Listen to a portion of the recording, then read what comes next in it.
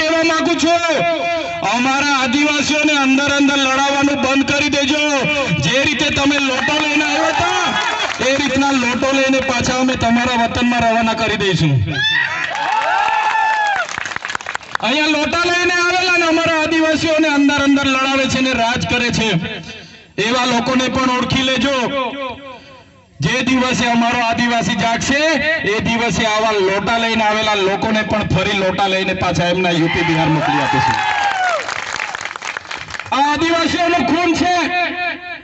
અમારા પૂર્વજોએ આઝાદીમાં પણ પોતાનું યોગદાન આપ્યું છે, દેશના વિકાસમાં પોતાનું યોગદાન આપ્યું છે, અને આજે અમારી જમીનો સંપાદન કરી લેવામાં આવે છે, શ્રી સરકાર કરી લેવામાં આવે છે, કંપનીઓને આપવામાં આવે છે।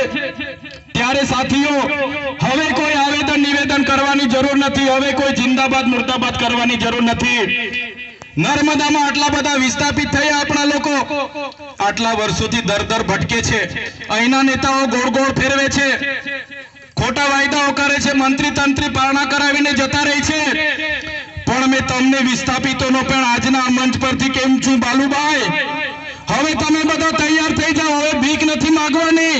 આ લોકો જો નર્મદા વિસ્થાપિતોને યોગ્ય ન્યાય નહીં આપશે, આવનારા દિવસોમાં નર્મદા કેનાલ બંધ કરી દઈશું। તૈયાર થઈ જાઓ,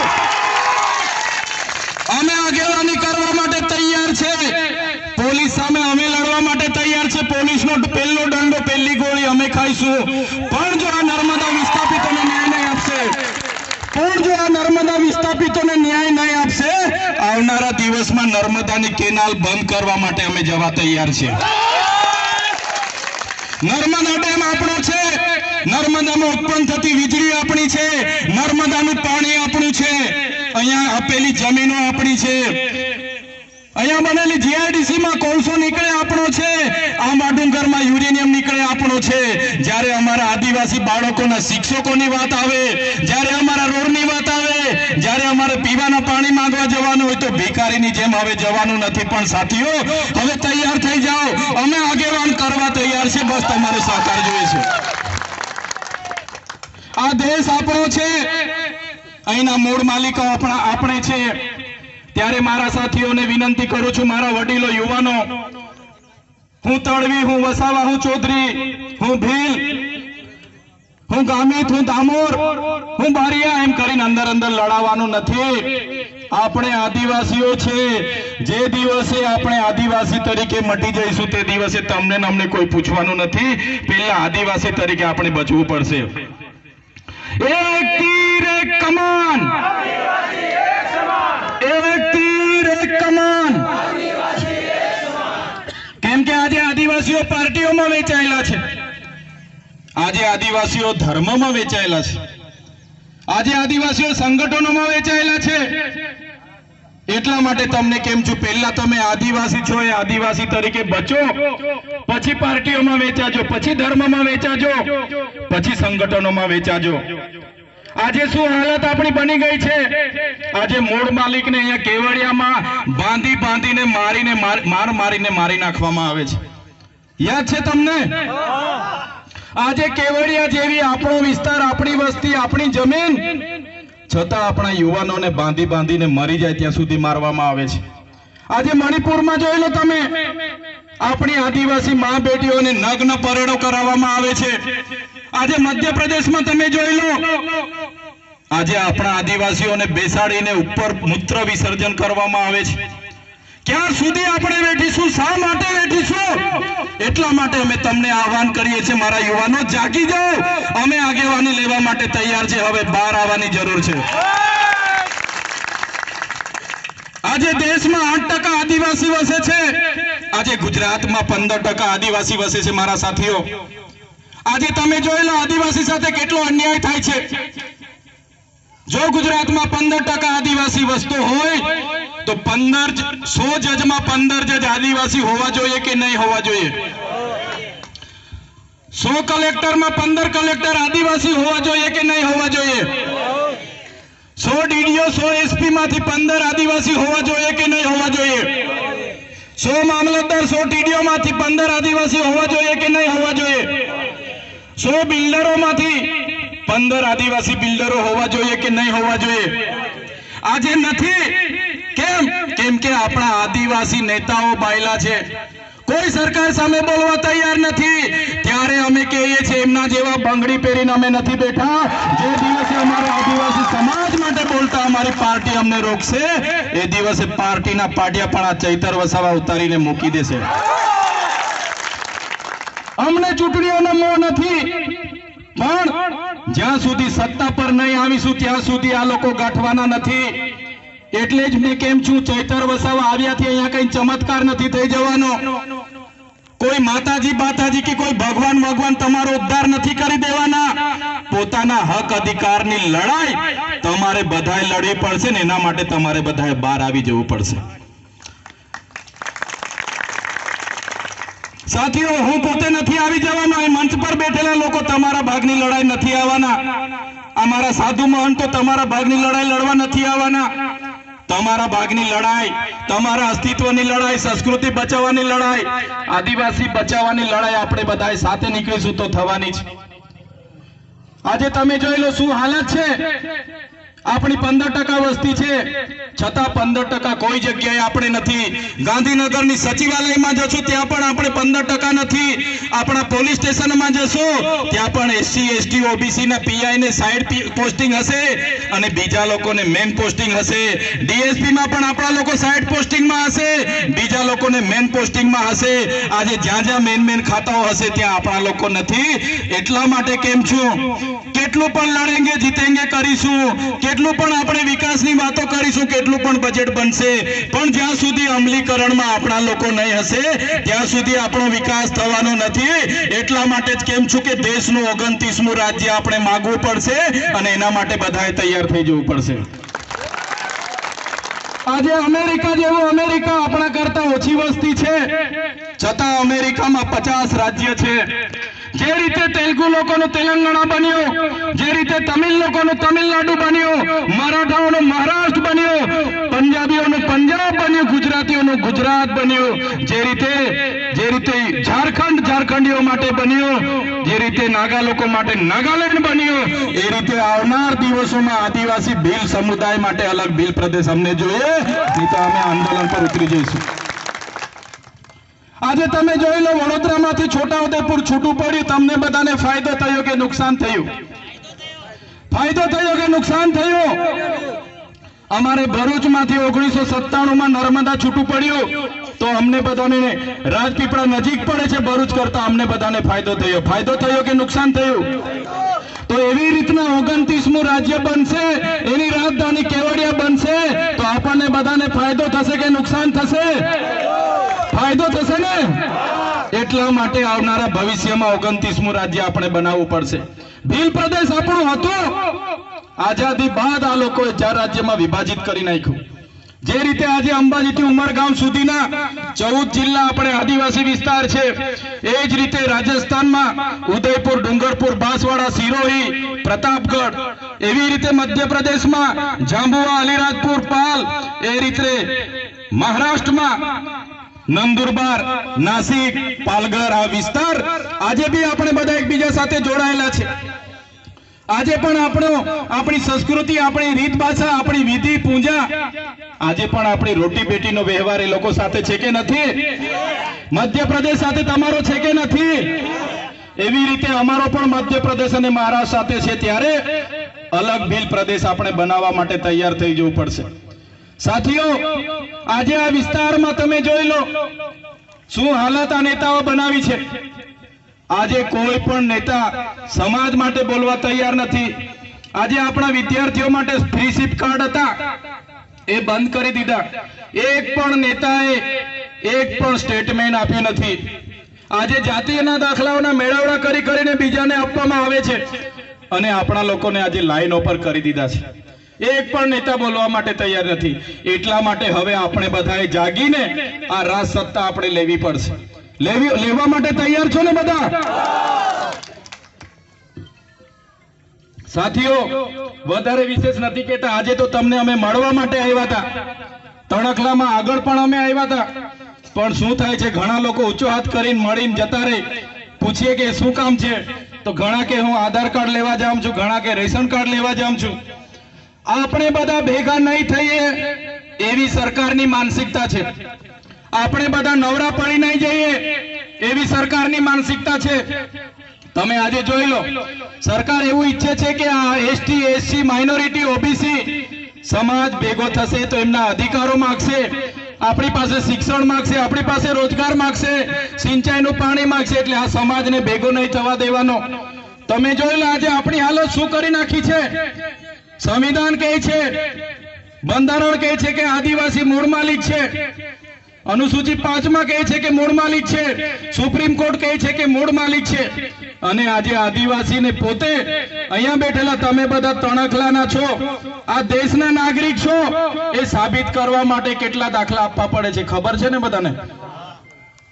આજે મૂળ માલિકને પોતે દેશના નાગરિક છે એ સાબિત કરવા માટે કેટલા પુરાવા આપવા પડે છે ખબર છે કે યાદ કરાવો? ખબર છે તમને? કેટલા પુરાવા માંગે છે જણાવો મને. તમે દેશના નાગરિક છો, તમે અહીંયા જીવો છો, એ જીવત હયાતી માટે કેટલા પુરાવા આપવા પડે છે ખબર છે તમને?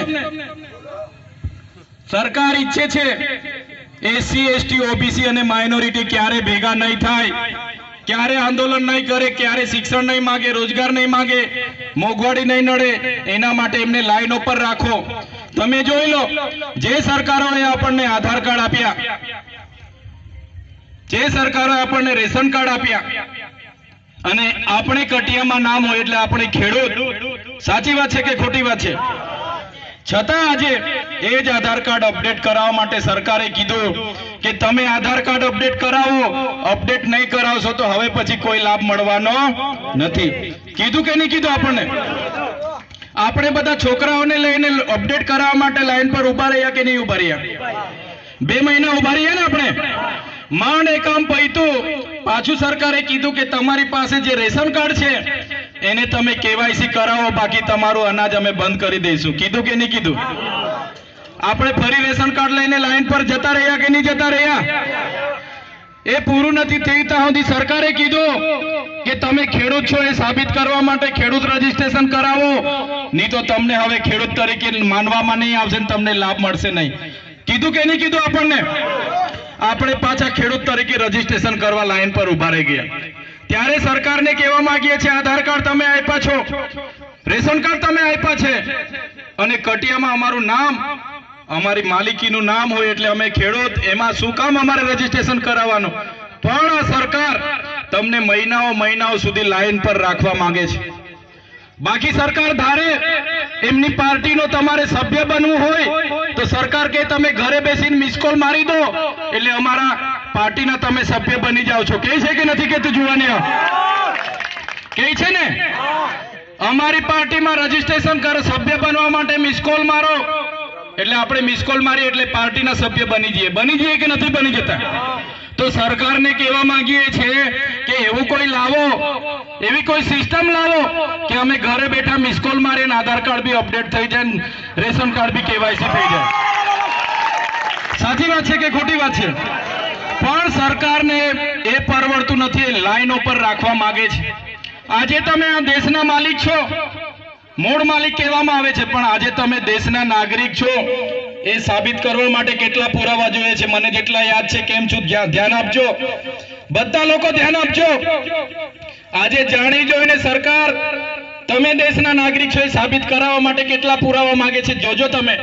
પહેલા તો તમને માં કેશેભાઈ જન્મનો દાખલો લાવો કે છે ને, આધાર કાર્ડ લાવો, શાળાની સર્ટી લાવો, જાતિનો દાખલો લાવો, આવકનો દાખલો લાવો, રેશન કાર્ડ લાવો, કટિયા લાવો, પંચાયતમાં કઈ લેણું બાકી છે કે નહીં તે લઈ આવો, ઘરવેરાની પાવતી લઈ આવો, આકારણી લઈ આવો, લાઇટ બિલ લઈ આવો, પાન કાર્ડ લઈ આવો, પોલીસ સ્ટેશને કોઈ ગુનો નોંધાયો છે કે નહીં એનઓસી લઈ આવો.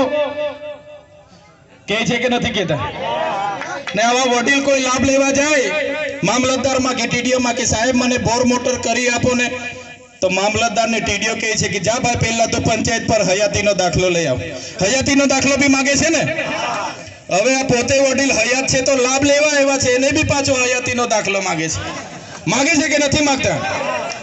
તો આ સરકારોએ આવી સિસ્ટમ આપણને ભેગા નહીં થાય એના માટે આખું વર્ષ કાગળિયા ભેગા કરો, ભેગા કરો, ભેગા કરો, ભેગા કરો. અમારા સંત વડીલોએ કીધું 84 લાખ યોનિમાંથી પસાર થઈને આપણે માનવીનો જન્મ મળ્યો છે. સાચી વાત છે ને વડીલ? સાચી વાત છે ને? અમારા સંત વડીલે સત્સંગમાં આવું કહેતા છે, 84 લાખ યોનિમાંથી પસાર થાવ તો માનવીનો જન્મ મળે છે. અને માનવીનો જન્મ લઈ આવ્યા તો આપણે માનવી અહીંના નાગરિક સાબિત કરવા માટે અડધી જિંદગી પેલા કાર્ડ ભેગા કરવામાં જતી રહી છે. થાય છે ને અડધી જિંદગી. તમે કોઈ છોકરાને નિહાળમાં મૂકી આવજો, 2 મહિના તમારે કાગળિયા ભેગા કરવામાં થઈ જશે.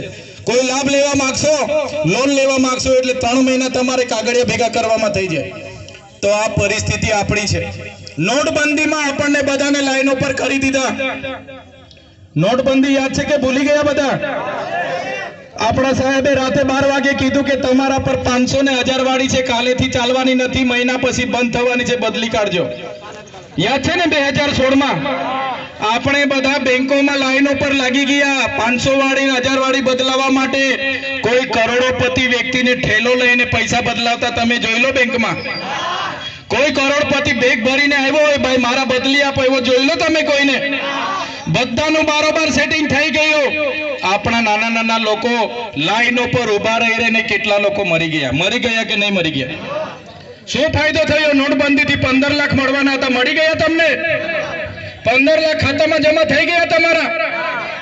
પેલા ભાઈ બોલતા નથી, આ બાજુના જમા થયા હોય તો કહેજો, અહીંયા અમે ખોટા પડીશું. જમા થઈ ગયા 15 લાખ. સાહેબ આપવા માટે તો નોટબંધી કરી હતી, નથી મળ્યા ને? તો એ બધી આપણને લાઈન ઉપર રાખવાની વાત હતી. કોરોના આવ્યો તો કોરોના નામની એક હતી વાત તો ખબર છે ને બધાને? કોરોના તો ખબર છે ને? આ બોલતા નથી ભાઈ. કોરોના વાળોને અહેસાસ થયો ને? કોરોના તમે ઈ ટીવી ખોલો, વીટીવી ખોલો, જી ટીવી ખોલો, સ્ટાર પાસ કરો, બધામાં કોરોના ચાલતું હતું 2 વર્ષ સુધી. યાદ છે ને બધાને? અમિતાભ બચ્ચન ફોનથી કહે ભાઈ હાથ ધોવાનું રાખો, તમે દૂર રાખો, અંતર દૂર રાખો. હતું કે નહીં હતું? હતું કે નહીં હતું? 2 વર્ષ સુધી કોરોના ચાલ્યો.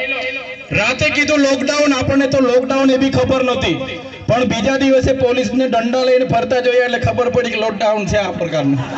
હતું કે નહીં હતું? પોલીસને આદેશ, આ કોરોનામાં આટલો દંડ ઉઘરાવવાનો, જમાદારને આદેશ, રોજના 200 મેમો ફાડવાના, આટલો દંડ જમા કરવાનો. બિચારો આપણા વાળો હોય એને બી નોકરી કરવાની છે. શરમાય કોઈ દિવસે આ ચોકડી પર હોય, કોઈ દિવસે પેલી ચોકડી પર હોય. કોઈ પણ વ્યક્તિ બાઇક લઈને જાય એટલે લાયસન્સ માગે, લાયસન્સ ના હોય તો એનએસસી માગે, પીયુસી માગે, ફલાણું માગે, હેલ્મેટ માગે, બધું હોય તો છેલ્લે માસમાં તો બી 2000 નો દંડ લખી આપે. હતું કે નહીં હતું? 2 વર્ષ સુધી કોરોના ચાલ્યો. આપણે 12મું નહીં કરવાનું, મયતમાં ભેગા નહીં થવાના, ભજન નહીં કરવાનું, ગણપતિ નહીં કરવાની, નોરતા નહીં કરવાના, લગ્ન નહીં કરવાનું. અને એ લોકોની પ્રચારની રેલી હોય ને, કોઈ મોદી સાહેબ આવવાનો એટલે તે દિવસે કોરોનાને રજા. હતું કે નહીં હતું? તે દિવસે બધું રજા, ફરો ભાઈ, મજા કરો. એ જેવા ગયા એટલે પાછું કોરોના ચાલુ. હતું કે નહીં હતું? એટલા હાથ દોડાઈને આપણને ગાણા કર્યા. તમે જોઈ લો 2 વર્ષ કોરોનામાં બધું અર્થતંત્ર પૂરું થઈ ગયું. કોરોના કરીને બધું પૂરું થઈ ગયું. પણ સાથીઓ તમે થોડું ઉપરોમાળ ચલવો, તમારું મગજ ચલવો. કોરોના આટલા બધા લાખો લોકો મરી ગયા. રોજના સમાચારમાં આવે આજે બરોડામાં 800 મરી ગયા, અમદાવાદમાં 2000 મરી ગયા, સુરતમાં 1500 મરી ગયા, ગુજરાતમાં આટલા 1000 મરી ગયા, દેશમાં આટલા લાખ મરી ગયા. 2 વર્ષ સુધી ટીવીઓ ખોલો એટલે હતું કે નહીં હતું? આપણે તો ખેતરોથી આવીએ, નોકરીથી આવીએ, બેન રોટલી બનાવે એટલે એવું થાય કે થોડીક વાર સમાચાર જોઈ લેમ. જેવું સમાચાર ચાલુ કરો એટલે કોરોના. પેલો 5 રોટલી ખાતો હોય ને તો 2 રોટલી ખાઈને ધાબળો ઓળીને ઊંઘી જાય. થાય કે નહીં થાય? આટલી બધી ચિંતા આપણને કરી દીધી હતી. અને આપણા સાહેબે તો કીધું કોરોનાનો ઈલાજ છે. તમે બધા થાળી વાડકી લઈને વગાડો, બહાર નીકળીને કોરોના નાહી જાય. કીધું તું કે નહોતું કીધું? કીધું તું ને? પાછા બીજા અઠવાડિયે કીધું કે તમે દીવા સળગાવો, કોરોના નાહી જાય. કોરોના ગયેલો ભાઈ? દીવા સળગાવ્યા હતા ને આપણે બધાએ, થાળી વેલણ વગાડ્યા હતા ને આપણે બધાએ, પણ કોરોના નહોતો ગયો. પણ સાથીઓ વિચારો, આ કૂવામાં કૂદી પડે એવું કે એટલે કૂદી નહીં પડવાનો, થોડું જોવાનું, વિચારવાનું કે શું થાય કૂવામાં કૂદવાથી. તો લાખો લોકો મરી ગયા. પણ જેટલા પણ લાખો લોકો મર્યા છે બધા દવાખાનામાં મર્યા છે, એક પણ વ્યક્તિ કોરોનાથી બહાર ફફડીને મર્યો નથી. અહીંયા કવાટમાં હાટ ભરાય એટલે લોકો ઠોકાયા કરે. અમારે દેવમોગરા, અમારે ડેડિયાપાડામાં હાટ ભરાય, અમદાવાદ રેલવે સ્ટેશન, બસ સ્ટેન્ડમાં લોકોને ઠોકાયા કરે. કોઈ દિવસ કોઈ ભિખારી પણ કોરોનાથી બહાર ફફડીને મર્યો નથી ને આપણે તો હાથ ધોઈને ગાંડા થઈ ગયેલા. સાચી વાત છે કે ખોટી વાત છે? કોઈ ગાંડો બી 3-5 મહિના નીના એવો કોઈ ગાંડો બી નાયા ધોયા વગર મર્યો નથી. છતાં આપણને ગાંડા કરી નાખ્યા. 2 વર્ષ કોરોના ચાલ્યો, એક પણ વ્યક્તિ કોરોનાથી બહાર ફફડીને મર્યો નથી. જેટલા પણ લોકો કોરોનાથી મર્યા છે બધા લોકો દવાખાનામાં મર્યા છે. એનો આજ દિન સુધી કોઈ રિપોર્ટ સરકાર પાસે નથી કે શાના લીધે મર્યા છે. આ સરકારે આ રીતની આપણી સાથે વર્તાવ કર્યો છે. આ મોબાઈલ તમારી પાસે બધા પર છે. મોબાઈલ, આ મોબાઈલમાં દિલ્હીમાં કઈ થાય, આ મોબાઈલમાં કલકત્તા, ચેન્નઈ કે બોમ્બેમાં આગ લાગે, ટ્રેન ઠોકાય કલકત્તામાં, બીજા દિવસે મોબાઈલમાં આવી જાય છે. આવી જાય છે કે નથી આવી જતું? કોઈ નાનો છોકરો ખોવાઈ જાય તો બી હવે ભાઈ છોકરો કોનો છે, અમને અમદાવાદમાં મળ્યો છે, આવે છે કે નથી આવતું? કોરોનામાં લાખો લોકો મરી ગયા.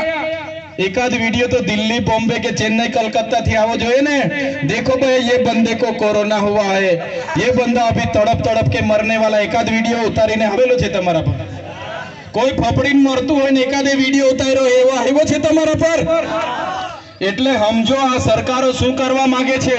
એટલે જાગવાની જરૂર છે, ડરવાનું નથી. જે સુધી એક મુઠ્ઠી થઈશું તો સરકાર સામે ટકીશું. એકલ દોકલ લડશું તો પોલીસ વાળાને આપણી સામે મૂકી દેશે, આર્મી વાળાને, એસઆરપી વાળાને મૂકી દેશે. આજે કેવડિયાની જે હાલત બનાવી છે એ જ હાલત આવનારા દિવસોમાં બધાની થવાની છે. તો સાથીઓ, અમારું કામ છે જાગૃત કરવાનું, અમારું કામ છે એક કરવાનું, અમારું કામ છે હક અધિકારો માટે લડવાનું. અને જે અમે બોલીએ છીએ એ અમારો અનુભવ, અમારો અભ્યાસ કહે છે. એટલે તમારા બધાને અમે કહેવા માંગીએ છીએ કે વિશ્વની સૌથી મોટી પ્રતિમા આપણે કેવડિયામાં બનતી હોય અને કેવડિયામાં સરકારી શાળા ના હોય, ત્યાંના 10 કિલોમીટર પર આવેલું ચાપડ ગામમાં રસ્તો ના હોય, ત્યાંથી 15 કિલોમીટર આવેલું દુરખેડા ગામમાં રસ્તો ના હોય અને આપણી મા બેટીઓ પ્રસૂતિની પીડાથી રસ્તે મરી જતી હોય, તો આ આદિવાસીઓનો વિકાસ હવે ચલાવવા માટે અમે સહમત નથી. તમારો સહકાર જોઈએ છે. આવનારા દિવસોમાં સરકારોને આપણે ઉખેડીને ફેંકી દેવાની છે. આ વિસ્તારોમાં નળ સે જલમાં કરોડો રૂપિયાના કૌભાંડો થયા. નળમાં આજ દિન સુધી પાણી નથી આવતું, માત્ર હવા આવે છે. હવા નીકળે છે ને કે પાણી આવે છે? આ વિસ્તારોમાં એટલા બધા પ્રોજેક્ટો થયા કરોડોના, એક પણ પ્રોજેક્ટ આદિવાસી સમાજને ફાયદાકારક નથી થયો. ત્યારે વધારે વાત નથી કહેતો, પણ આ વિસ્તારમાં નર્મદા વિસ્થાપિતો ઘણા મારા સાથીઓ અહીંયા ઉપસ્થિત છે, મારી માતા બહેનો, મારા યુવાનો. આ સરકારને એકવાર છેલ્લી વાર પૂછી લઈએ આપણે, એ સરકારો આપણને નર્મદા વિસ્થાપિતોને ન્યાય આપવા માંગે છે કે કેમ? અગર આ લોકો ન્યાય આપવા નહીં માંગશે, આવનારા દિવસોમાં અમે આહવાન કરીશું, તમે બધા લોકો નીકળીને આવી જજો. નર્મદા કેનાલ આપણે બંધ કરવા માટે પહોંચી જવું પડશે. તો વધારે વિશેષ નથી કહેતા. ઘણા સમયથી તમે બધા બેઠા છો, ટૂંકા સમયે તમને બધાને આમંત્રણ આપ્યું. અહીંયા વ્યવસ્થાનો અભાવ હોવા છતાં પોતાના સ્વખર્ચે પોતાનો કિંમતી સમય આપીને મોટી સંખ્યામાં મારા સંતો, મહંતો, વડીલો, યુવાનો, માતા બહેનો અને ભૂલકાઓ સૌ અહીં ઉપસ્થિત થયા છો. મંચસ્થ તમામ આગેવાનો, પ્રેસ મીડિયાના મિત્રો, પોલીસ અધિકારીઓ, બધા જ લોકોનો હું દિલથી આભાર માનું છું. અને આવી જ રીતના આવનારા ભવિષ્યમાં પણ અમને સહકાર અને આપણે બધા એક થઈને આગળ વધીએ એ જ અપેક્ષા સાથે મારી વાણીને હું વિરામ આપું છું. જય આદિવાસી, જય જોહાર, જય ભીલ પ્રદેશ. રવિભાઈ સ્વાગત કરી દો સાહેબનું. કઈ નહીં, કરી દો વાંધો.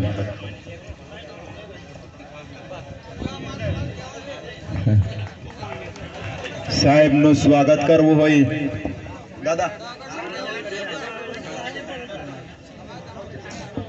કાર્યક્રમને હવે પૂર્ણાહુતિ કરીશું. પોતપોતાના અલગ અલગ વિસ્તારમાંથી આવેલા મારા માતા બહેનો, વડીલો, ભૂલકાઓને શાંતિથી જવા માટે આહવાન કરું છું. મારા વિસ્તારના તમામ આગેવાનો, વડીલોને પણ વિનંતી કરું છું, શાંતિથી જાજો. તમે ઉતરનો ગોતા આરંભિકો પૂજ્ય જોહાર જય આદિવાસી